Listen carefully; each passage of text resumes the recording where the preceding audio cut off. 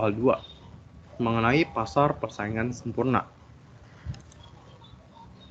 Nah, kalau yang kita bahas mengenai pasar persaingan sempurna, itu tuh ada 4 kondisi. Ini kalau Anda nanti Excel ini saya upload, saya ada catatan punya saya yang udah saya foto, taruh di sini. Nah, ada 4 kondisi. Yang pertama yaitu laba maksimum. Kalau laba maksimum ini artinya harga jual kita atau P lebih besar daripada AC atau average cost. Artinya total revenue-nya itu lebih besar daripada total cost. Nah, kalau yang kondisi kedua itu namanya laba normal. Laba normal ini kondisinya itu adalah harga jual kita atau P sama dengan harga jual kita atau P itu sama dengan average cost.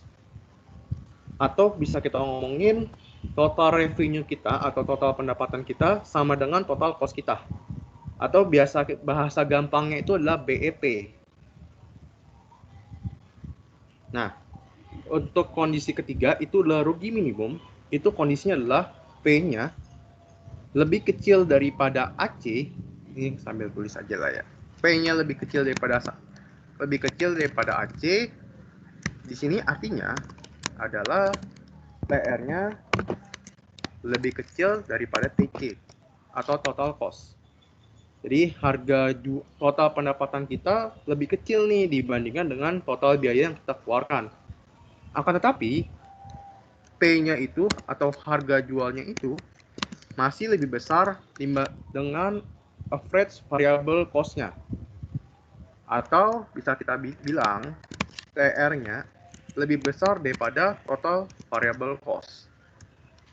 Jadi total pendapatan kita itu masih lebih besar dibandingkan dengan total variable cost-nya. Variable cost-nya itu misal kalau ini kata kita punya perusahaan kayak Thai Tea, itu kayak gelasnya, tehnya, sedotannya, itu variable cost. Nah, pendapatan kita tuh masih lebih besar dibandingkan dengan pengeluaran seperti itu.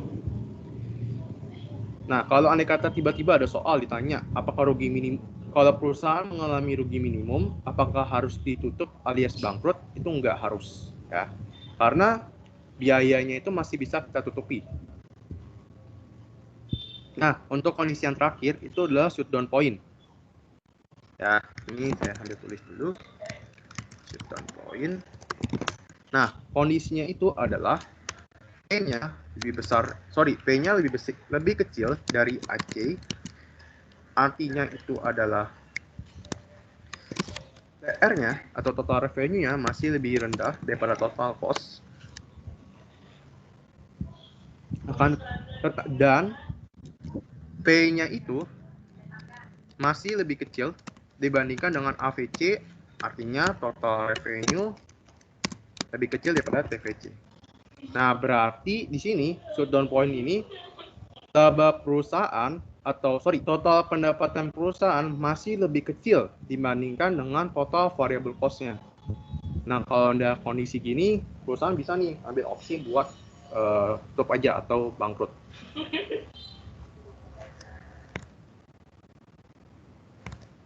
Nah, saat ini sekarang saya langsung masuk ke soalnya aja nih.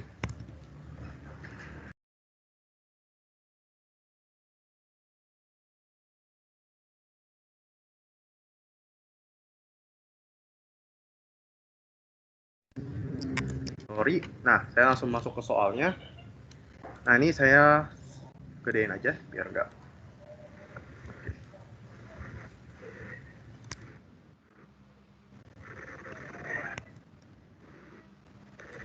Nah, saya langsung bahas aja. Nah, di soal ini itu ditanyain pada saat harga 10, bagaimana kondisi perusahaan tersebut dan berapa besarnya. Nah, besarnya itu maksudnya laba atau ruginya. Ya. Saya masuk dulu ke soal yang pertama, harga 10. Nah, harga 10 kita lihat nih, berarti dia ada di D2, MR2. Nah, kalau kita mau nyari laba maksimum, seperti biasa kita menggunakan persamaan MR sama dengan MC. Berarti kalau kita dapat soal kayak gini, kita cari dulu kuantitasnya. Cara cari kuantitasnya adalah cari titik potongan antara MR dan MC. Cari titik potongan antara MR dan MC. Nah, ini MR-nya udah ketahuan nih, yaitu 10. Karena ingat, kalau di pasar persaingan sempurna, MR sama dengan P sama dengan D. Nah, kita lihat MR2, ini dapat MR2. Nah, kita cari garis atau kurva si MC. Nah, ini kan kurva MC. Nah, tinggal kita cari titik potongannya antara MR2 dengan si MC. Nah, kita dapat nih hasilnya itu titik C ini. Nah, dari titik C ini kita tinggal lihat ke bawah. Oh, kuantitasnya hasilnya 80. Jadi, kita bisa langsung cari aja untuk total revenue-nya 80, kuantitasnya 80 dikali dengan harga, yaitu 10. Berarti hasilnya 800. Nah, untuk TC, kita caranya tinggal lihat nih, key-nya, key 2, atau si 80, tinggal kita tarik ke atas sampai bertemu dengan si ATC, average total cost-nya. Yang ini nih. Nah, tinggal kita tarik ke atas sampai kita bertemu di titik B. Yaitu potongan antara si ATC dan key 2. Titik B kita lihat ke kiri. Dapat hasilnya 10,8. Nah, berarti untuk average total cost-nya adalah 10,8. Jadi, tinggal kita masukin aja. Average total cost-nya 10,8. Terus key-nya 80. Berarti kita kaliin hasilnya total cost-nya adalah 864. Nah, berarti kalau andai kata kita kurangin TR dikurang dengan TC, hasilnya adalah rugi 64. Ini saya tulis saja rugi 64.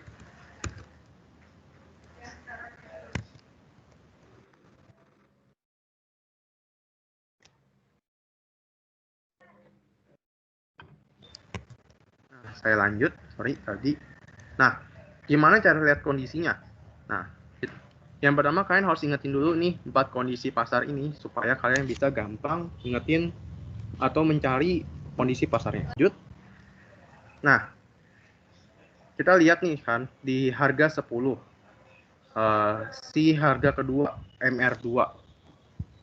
Nah, sedangkan kita harus lihat nih posisi ATC sama posisi AVC-nya. Posisi average total cost sama average variable cost. Nah, kita lihat nih average total cost-nya ada di atas. Sedangkan average variable cost-nya ada di bawah. Nah, kita bisa kesimpulin nih, kalau gitu berarti ini adalah kondisi ketiga. Average total cost di atas, average variable cost-nya di bawah. Nah, berarti ini adalah kondisinya rugi minimum. Nah, yang A-nya udah selesai, sekarang lanjut ke B-nya. Nah, B-nya itu ditanya pada saat harga 8. Nah, kita lihat nih pada saat harga 8. Yang ini nih ya. Berarti pada saat D3 MR3. Sama kayak tadi, kita tinggal cari titik potongan antara MR sama MC. Berarti terjadi pada saat, ini kan MC. Ini MR nih, MR3. Berarti terjadi pada saat titik T. Yang ini. Nah, habis itu tinggal kita tarik ke bawah, dapetin angka kuantitasnya, yaitu 70. Jadi ini 70. Terus tadi harganya adalah 8. Jadi tinggal kita kali aja untuk dapatkan total revenue hasilnya 560. Nah, berikutnya tinggal kita cari average total cost-nya buat hitung total cost. Nah, tinggal kita lihat nih ke atas dari Q1 yaitu 70 ke atas sampai dapetin si garis average total cost-nya. Oh, dapat titik ini nih. Nah, kita tinggal lihat ke kiri, hasilnya adalah 11,5. Nah, tinggal kita masukin aja ke dalam perhitungan kita, 70 dikali 11,5. Dapat hasilnya 805. Nah, berarti kalau andai kata TR-nya 560, TC-nya 805, TC-nya lebih besar kan? Berarti ini adalah kondisinya rugi. rugi sebesar 245.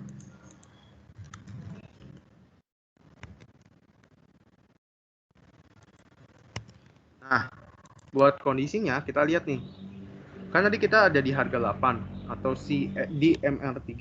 Nah, kita lihat average variable cost dan average total cost ada di atas di harga P atau harga jual. Nah, berarti kita bisa simpulin kalau soal ini atau kasus B ini adalah merupakan kondisi keempat, yaitu shutdown point. Karena average total cost dan average variable cost-nya ada di atas harga jualnya. Jadi kita bisa langsung jawab aja shutdown point. Nah, kita lanjut ke poin C. Kalau poin C itu diketahuinya pada saat harga 12 yang diketahuinya. Nah, berarti kan itu ada di P1 atau MR1. Nah, sama kayak tadi, kita cari dulu kuantitasnya. Karena harga jualnya udah tahu. Nah, berarti kan MR1 sama MC. Kita cari potongannya berarti adalah hasilnya di A. A ini kita tarik ke bawah, dapat hasilnya 100. Berarti kuantitasnya pada saat harga 12 ada dijual sebanyak 100 unit. Berarti 100 dikali 12. Hasilnya 1200 untuk TR. Nah, sekarang kita tinggal mencari average total cost-nya buat menghitung total cost. Sama kayak tadi, tinggal kita lihat Q1-nya atau angka 100 ini ke atas supaya dapetin average total cost-nya. Nah, berarti kan kita lihat nih, potongannya ada di sini. Berarti kalau kita lihat ke kiri, hasilnya adalah 11. Berarti tinggal kita masukin aja hasilnya 11. Jadi untuk total cost itu hasilnya 100 dikali 11 adalah 1100. Nah, tinggal kita kurangin aja total revenue dikurangi dengan total cost. Jadi hasilnya adalah 100. Alias ini laba. Nah, untuk kondisinya sekarang kita bisa lihat nih. Untuk average variable cost dan average total cost, dua-duanya ini ada di atas harga jual atau P. Nah, berarti kita bisa simpulin bahwa ini tuh adalah kondisi pertama, yaitu laba maksimum. Laba maksimum. Nah, soal keduanya sudah selesai. Apakah ada yang mau ditanyakan dulu atau ada yang bingung karena saya kecepatan? Kecepatannya yang itu kok kondisinya. Yang oke, kondisinya ya. Oke, dari soal yang A-nya. Nah, bentar saya zoomin lagi, saya gedein lagi. Soal A itu kan, ini kiriin aja lah ya.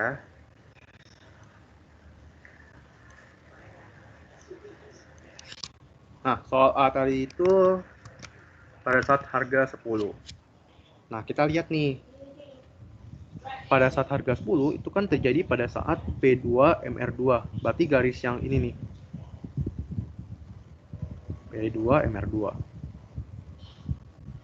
Nah, habis itu kita lihat yang namanya average variable cost dan average total cost. Nah, kalau kondisi kasus soal yang A ini, average total cost-nya ada di atas harga jual atau P. Nah, ini di atas nih. Patokannya dengan kuantitas ya. Lihatnya ya. Pas garis lurus kuantitas. Nah, terus kalau average variable cost-nya itu ada di bawah harga jual alias P. Nah, berarti kita lihat nih, tinggal kita cocok-cocokin aja dengan 4 kondisi tadi. Nah, berarti kalau kita lihat nih average cost-nya atau average total cost-nya di kondisi ketiga atau rugi minimum itu tuh ada di atas si P. Tetapi average variable cost-nya ada di bawah P. Makanya kita bisa masukin ke dalam rugi minimum. Gitu. Jadi kalau bisa kalian hafalin dulu keempat gambar kondisi ini supaya kalian agak gampang gitu lihat ngafalinnya. Nah, Saya lanjutin bahasnya untuk yang kondisi tadi, yang ke B. Nah, kalau B tadi itu kondisinya pada saat harga 8 atau MR3.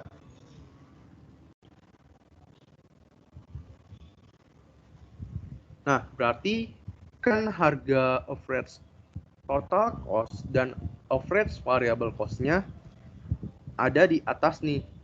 Ada di atas si P, dua-duanya. Di titik S sama di titik ini nih. Nah, kalau andai kata dia ada di atas dua-duanya, berarti kita bisa sebut kondisi ini adalah shutdown point. Sama nih gambarnya. Average variable cost-nya di atas, average total cost-nya juga di atas. Nah, kalau soal yang terakhir, yang C, itu kan terjadi pada saat harga 12. Berarti yang atas nih. Nah, berarti kan tadi kita patokannya di kuantitas 3 alias titik A ini. Nah, kita lihat nih. Untuk average total cost dan average variable cost-nya, itu dua-duanya ada di bawah harga jual. Dua-duanya ada di bawah harga jual. Berarti kita bisa lihat nih, kalau gitu kita bisa sebut ini sebagai kondisi lebak maksimum atau kondisi yang pertama.